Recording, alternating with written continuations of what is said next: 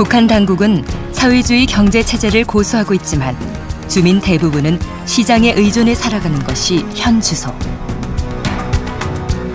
계획 경제와 시장, 북한 경제를 대표하는 주요 키워드다.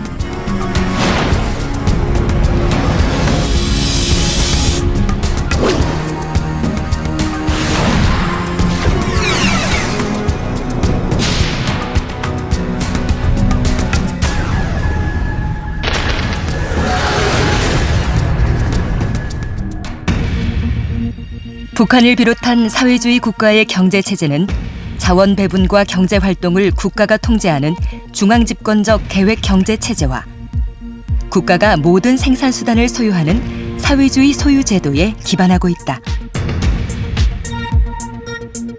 북한의 계획 경제는 생산, 분배, 교환, 소비의 경제 순환이 이루어지는 경제 체제입니다. 북한 사회주의 경제 체제의 구조적 한계는 첫째, 경제 정책 수립 및 예산 배분의 비효율성, 둘째, 계획 작성 과정에서의 허위 숫자 통계에 의한 오류, 셋째, 국가 가격 보조금 고갈에 의한 적자 공장 기업소의 증가, 넷째, 경제 주체의 도덕적 해이와 경제관리 운영상 폐단입니다.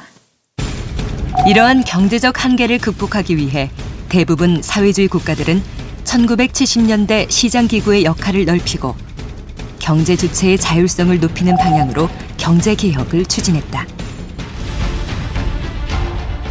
그러나 북한은 1990년대 중반까지 경제구조의 개혁 없이 중앙집권적 계획 경제체제의 전형적인 모습을 유지해왔다. 북한은 공업 기반 구축이 마무리된 60년대 이후 중앙집권적 계획 경제체제를 토대로 자립적 민족 경제 건설, 중공업 우선 발전, 군사 경제 병진 노선을 경제 발전의 3대 정책 기조로 삼아 경제 발전 전략을 추구해왔다. 이를 바탕으로 북한은 3차에 걸친 7개년 경제 계획을 추진했지만 목표 달성에 어려움을 겪었다. 이 계획 자체가 사실은 구소련이나 중국과 같은 사회주의 형제 국가들로부터의 일부 원조를 겨냥하고 세워졌을 뿐만 아니라 주로 군수공업 육성 위주로 경제발전 계획을 잡다가 보니까 70년대 중반경부터 외화의 부족을 겪게 되고, 그래서 사실상 80년대에서부터는 북한 경제는 상당한 침체의 길로 걸어가게 됩니다. 1990년대 초 사회주의권 붕괴로 사회주의 시장이 해체되고 오랫동안 누적된 경제관리 운영상 모순이 원자재 부족과 공장 가동 중단 상태를 불러오면서 한두 해를 제외하고는 북한 경제의 위기가 지속됐다.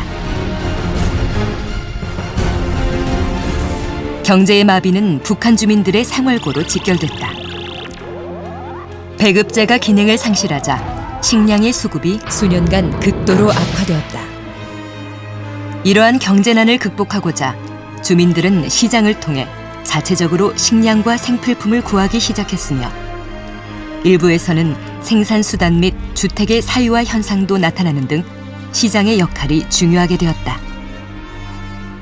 북한의 시장이 이미 90년대 후반쯤 오면은 엄청나게 양적, 질적으로 발전하게 되면서 이미 전국적 규모의 유통 네트워크가 형성이 되고 자그나마나 임노동 시장까지 등장하는 이런 현상이 등장하게 되면서 사실은 북한 정권 당국으로서는 아래로부터 오는 이러한 시장 경제적 현상을 일부 수용할 수밖에 없는 압박을 받았다고도 볼 수가 있습니다.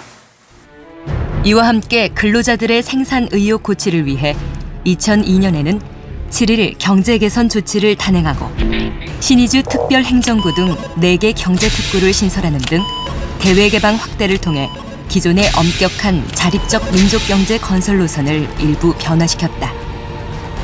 북한의 시장 기능 확대는 계층 격차 심화, 개인 경제 활동의 급성장, 계획경제 부문에서 노동력 이탈 같은 문제들이 발생하는 등 체제 위기 의식이 커져갔다.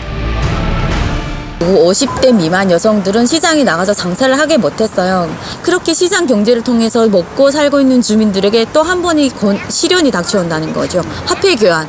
그걸 하면서 많은 주민들이 엄청 고난을 겪게 됩니다. 왜냐하면 있는 사람들 같은 경우는 엄청 또 사재기를 해서 돈을 많이 벌고, 없는 사람들 같은 경우는 어쩔 수가 없다 보니까 더 많은 북한 주민들이 아사로 인해서 굶어 죽는 그런 현상들이 많이 생겼던 것 같습니다. 하지만 정책의 부작용으로 북한 화폐 가치의 급격한 추락과 물가 급등, 공급 부족이 심화되며 주민들의 불만이 높아지자 2010년 2월 이후 다시 시장을 묵인하는 정책으로 전환했다.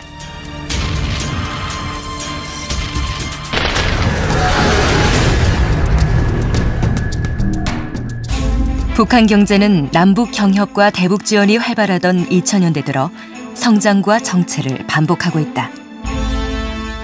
2011년 이후 북한의 경제는 1%대의 경제 성장률을 보이고 있다.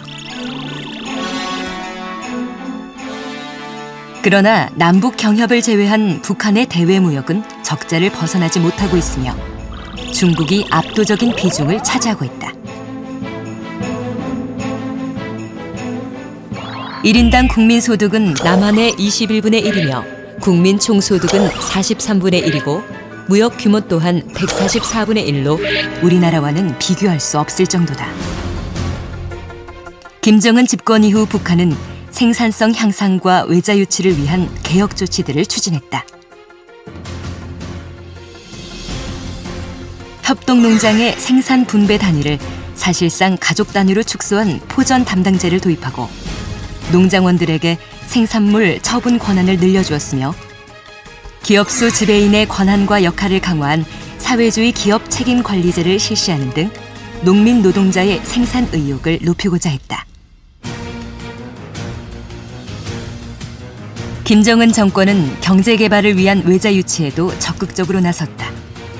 2015년 7월 현재 북한은 중앙경제특구, 경제개발구 9개와 지방급 경제개발구 17개를 지정하고 있다.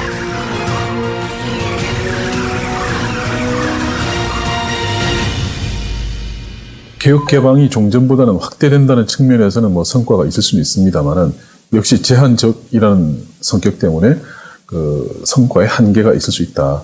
핵무력 경제 병진 노선이라는 정책 기조하에서 그 우리식 경제관리 방법이라는 것이 기존에 진행되고 있었던 시장화를 더욱더 촉진하는 형태로 나타나고 있기 때문에 이것이 다소 미약하긴 하지만 또 성과가 전혀 없는 것은 아니다라고 볼 수 있습니다. 시장의 확산은 개인이 상업자본을 축적하는 공간이 되었으며 그 결과 신흥부자의 등장으로 빈부격차가 확대되고 시장 세력과 권력계층이 결탁한 부정부패가 확산되고 있다. 개인 수중에 축적된 부가 투자를 통한 확대 재생산을 유인하지 못하여 생산성의 한계를 드러내고 있습니다. 그러나 세습 독재 체제인 북한은 항상 체제 유지를 최우선 목표로 삼고 경제 회생 문제를 고려하기 때문에 경제 침체와 회생 사이에서 딜레마는 계속될 수밖에 없을 것이다. 결국 이제 경제를 본격적으로 재건하기 위해서는 본격적인 개혁 개방, 보통 중국 모델로 이야기됩니다만 그게 필요합니다. 다만 북한 내부적으로도 그렇고 또 대외적으로도 그럴 만한 여건이 현재 갖춰져 있느냐, 그러한 부분들이 또 관건이라고 보겠죠. 북한이 직면한 경제난을 근본적으로 해결하기 위해서는 다른 사회주의 국가들처럼 적극적인 개혁 개방으로 나가는 것이 근본적인 해결책이다.